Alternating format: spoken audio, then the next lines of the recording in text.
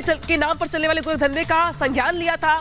FIR दर्ज की गई और अब कहा जा रहा है दरअसल किस पूरे मामले की जांच एसटीएफ को सौंपी जा सकती है। लेकिन इसके पहले कानपुर समेत लखनऊ समेत कई इलाके, कई शहर ऐसे हैं जहां पर फूड डिपार्टमेंट की रेड की खबर सामने आ रही है। कल देखा था हमने कि लखनऊ में किस तरीके से फूड डिपार्टमेंट एक्टिव था और अब खबर आ रही है कानपुर के बेकनगंज से, जहां पर जो प्रोडक्ट्स हैं उनकी जांच की जा रही है कि क्या उन पर ऐसी मार्किंग है कि वो सर्टिफाइड है या फिर नहीं है, और ये धंधा जो है वो कब से चल रहा है, कौन कौन कर रहा है। अजय दुबे का सीधे यहाँ पर रुक लेते हैं, ग्राउंड जीरो पर यहाँ पर मौजूद है। अजय, किस तरीके से ये पूरा छापेमारी अभियान चलाया जा रहा है और आगे की क्या स्ट्रेटेजी, क्या पूरा ब्लूप्रिंट तैयार किया गया है ताकि हलाल सर्टिफिकेशन के नाम पर ये फर्जीवाड़ा पूरी तरीके से बंद हो सके?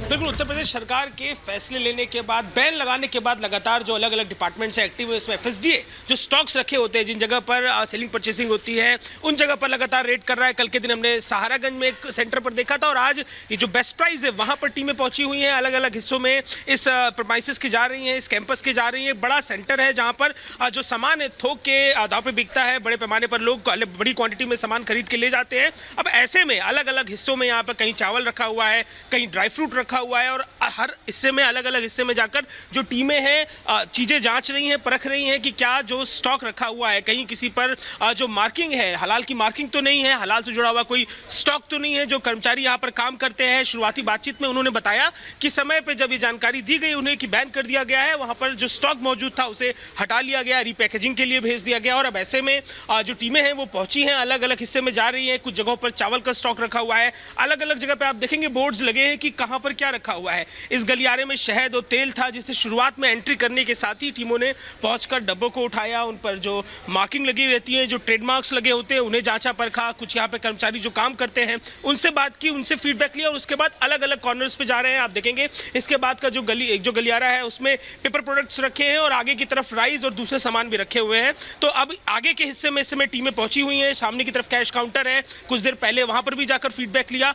जो लोग यहाँ पर खरीदारी करने पहुंच रहे हैं, शुरू में हमने उनसे भी बात की तो उनका कहना है कि हाँ, ये इनको भी जानकारी मिली है कि हलाल प्रोडक्ट्स पर बैन लग गया है और ऐसे प्रोडक्ट्स वो लेते नहीं हैं, ज़्यादातर लोगों का ऐसा कहना है। और आगे की तरफ इस समय टीमें मौजूद हैं और टीमें जो है लगातार उन प्रोडक्ट्स को देख रही हैं, उन चीज़ों को जांच परख रही हैं जिनको लेकर ये फैसला लिया गया है। इस तरीके का कोई भी ट्रेडमार्क, उससे जुड़ा हुआ स्टॉक रखना, उसकी खरीद फरोख्त करना, इस पर बैन सरकार ने लगा दिया। और ऐसी स्थिति में ऐसे सेंटर्स बहुत इंपॉर्टेंट हो जाते हैं क्योंकि इन जगहों पर बड़े पैमाने पर स्टॉक रखा होता है, थोक पर चीज़ें बिकती हैं, डिस्काउंटेड रेट्स पर चीज़ें बिकती हैं, तो लोग पहुँचते हैं चीज़ों को खरीदने के लिए, भारी क्वांटिटी में खरीदने के लिए पहुंचते हैं। और अब जब बैन लग गया है तो ऐसी स्थिति में जो स्टॉक रखा हुआ है लोग आकर ले जाना चाहेंगे, तो इस तरीके की रेट देखने को मिल रही है। और यहाँ पर आपको कुछ देर पहले की जो टीमें हैं अंदर पहुंची हुई हैं और अब निकलने का समय है। कुछ देर में टीमें बाहर निकलेंगी, जिसके बाद वो फीडबैक देंगे कि क्या अंदर कोई प्रोडक्ट मिला उन्हें हलाल से जुड़ा हुआ।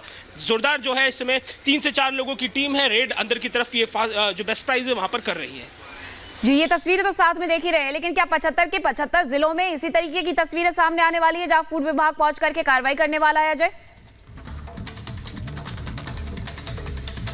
बिल्कुल, पूरे उत्तर प्रदेश के लिए, क्योंकि ये बैन पूरे उत्तर प्रदेश के लिए लगा है तो हर जिले में, हर स्तर पर इस तरीके की जांच की जाएगी। लखनऊ, कानपुर से इस तरीके की तस्वीरें आने भी लगी हैं, लेकिन महत्वपूर्ण बात यह है कि ये जो शुरुआती रेट है वो इस तरीके के शॉपिंग कॉम्प्लेक्सेस, इस तरीके के बड़े स्पॉट्स पे देखने को मिल रही है जहां पर जो स्टॉक है बड़ी क्वांटिटी में रखा होता है। तो ऐसे स्पॉट्स के हिसाब से बड़े शहरों में ये रेट ज़्यादातर देखने को मिल रही है, इनिशियल टाइम पर देखने को मिल रही है। और इसके साथ ही आप देखेंगे कि अंदर की तरफ लगातार यहाँ पर जब ये रेड हो रही है तो जो खरीदार है वो भी मौजूद है, कर्मचारी भी मौजूद है और बड़े सामान्य तरीके से जो अधिकारी यहाँ पर पहुंचे हैं रेड करने के लिए, वो जा रहे हैं, चीजों को देख रहे हैं, लोगों से भी फीडबैक ले रहे हैं, कर्मचारियों से भी फीडबैक ले रहे हैं। इस समय तो अजय आपको तस्वीरें दिखा रहे हैं कानपुर के बेकनगंज से, और देखिए जिस तरीके से अगर बात की जाए तो लखनऊ से तस्वीरें भी सामने आ रही हैं और देखिए कई इलाके ऐसे हैं जहां पे छापेमारी का दौर चल रहा है। अजय, बहुत शुक्रिया तमाम जानकारी के लिए। और अब बात करेंगे विश्व युद्ध के अलार्म की।